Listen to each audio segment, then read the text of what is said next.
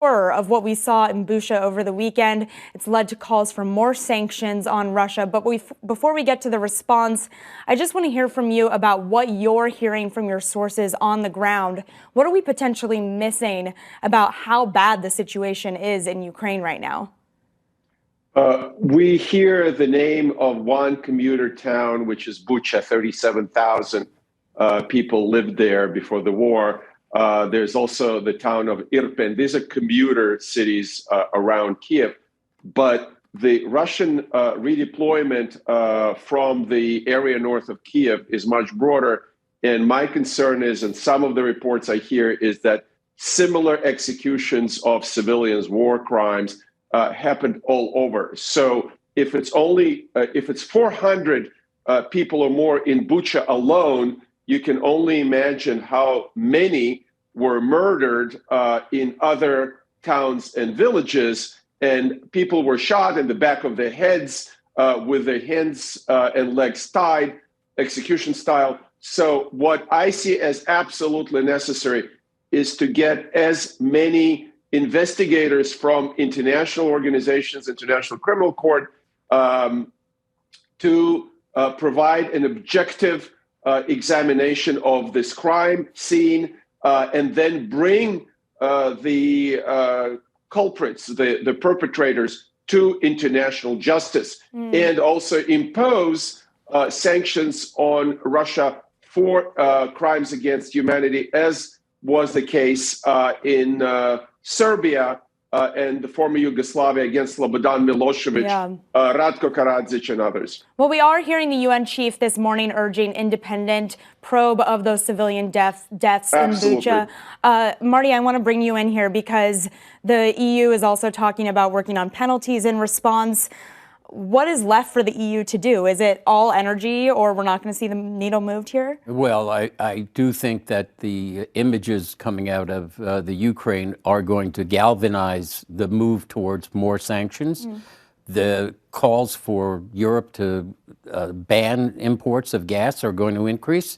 But ultimately, these sanctions, which are really supposed to work long-term, are not going to deter Vladimir Putin from his objectives there, which is the sad truth. So then what else can be done? I mean, do we need to move beyond sanctions? Well, as Joe Biden has said many times, he does not want to create World War III. And as long as the West is not going to use boots on the ground, which is perfectly understandable, there's very little that sanctions alone can do to deter Putin's objectives. Yeah. Well, Dr. Cohen, let's go back to you here, because I just want us to take a step back and understand the degree to which we've seen these sanctions, and they're really unprecedented. I mean, a month ago, we saw, the U.S. targeting SWIFT, freezing Russian reserves.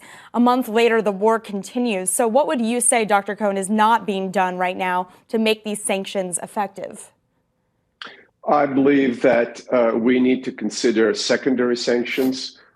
Secondary sanctions mean that any company anywhere in the world that is using U.S. dollars or U.S. or EU banking transaction wire systems such as SWIFT or IBAN, they need to be sanctioned as well. And it's a good idea to start in oil and gas, because that's the main moneymaker for Russia. I agree with Marty. We don't want World War III, because the escalation ladder in direct engagement between NATO and Russia leads to the use of first tactical nuclear weapons and then possibly strategic nuclear weapons. We definitely don't want that. I don't think the Russians want that. However, we cannot remain silent.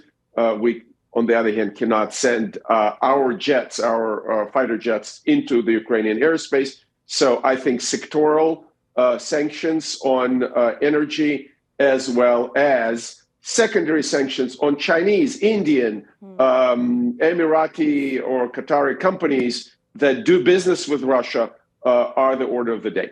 Well, Marty, I also want to talk to you about who is getting impacted most by these sanctions. We're seeing, of course, what you always see in these situations, right? Long lines for consumer goods, Russian civilians really experiencing a lot of the economic downfall of these sanctions.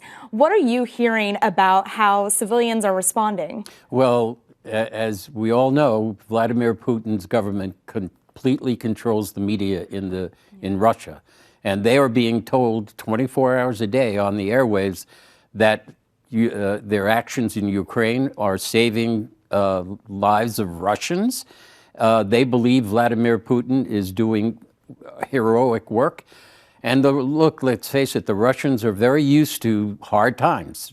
Just think about what happened in World War II and think about other periods of financial crisis. The Russians, as a people, seem to be able to withstand those things as long as they think the government is working for them. So I think Putin has orchestrated a kind of brilliant internal propaganda machine that has kept the civilians pretty much in order. Does a tipping point ever occur where the economic situation is so bad on the ground in Russia that civilians start to change their mind? Well, I think we're a long way from there. Yeah. It would have to be a crisis of a magnitude that has never been seen in Russia before. I mean, the last band of sanctions did not produce any kind of public outcry that threatened his rule. Sure. I want to bring you in, Dr. Cohen, as well, because you've spoken with us about sanctions towards other countries as well, Iran, Syria, Venezuela, Afghanistan. There's not much indication that these sanctions are moving the needle anywhere. Looking beyond Russia, what do you think has historically made sanctions effective as a weapon? Well, let's return to the Soviet Union during its bloody war in Afghanistan. I would stress that in Afghanistan, the USSR lost in 9 years what they are about to lose in Ukraine in 2 months. So now we have about 15,000 or maybe even more soldiers killed in Ukraine in a month and change. And that is equivalent of the Soviet losses in Afghanistan in 9 years. After losing that many people in Afghanistan, the Soviet Union collapsed, and there were shortages of food, and the economic situation deteriorated. I do believe that sanctions are a slow policy tool, but eventually they will be effective. We already see, I started my career in public opinion research working on the Soviet Union.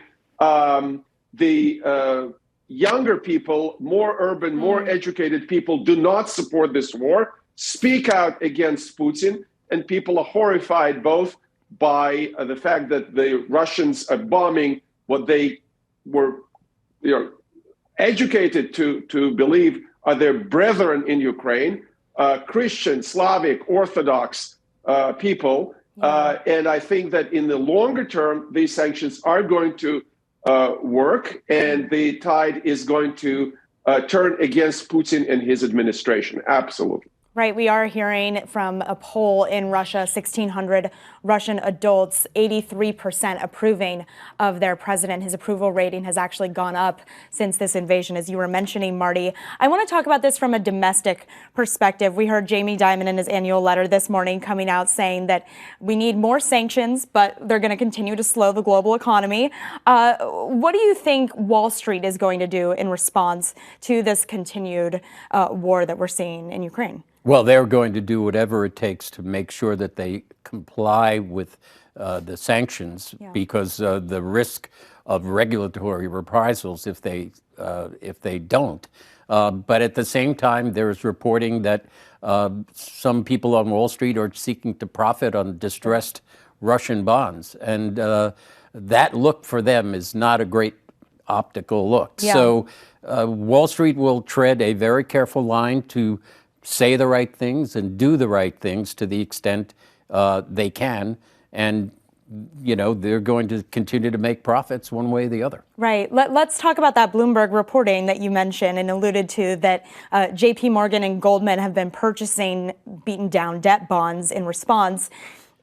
is regulation inevitable? I mean, Elizabeth Warren talked about our reporting immediately after that on Friday. I think it's an important distinction to make that these are corporate bonds. These are not sovereign bonds. This is not supporting directly the Russian government. Sure. And, many on Wall Street will say this is the efficient work of the marketplace. And Absolutely. And I agree. Yeah. And to do so would, in fact, may hurt the economy more than just allowing it to continue. Yeah. Dr. Cohen, quickly, do you want to add anything to that? Well, back to your previous question about Syria, Iran, and Venezuela sanctions. Yes, we saw resiliency of brutal regimes in all three countries.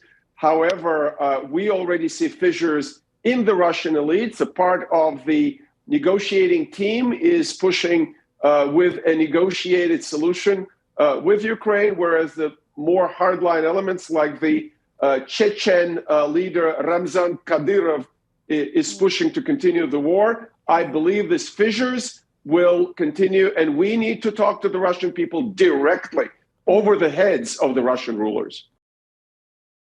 Thank you for watching. Please subscribe to get more content like this.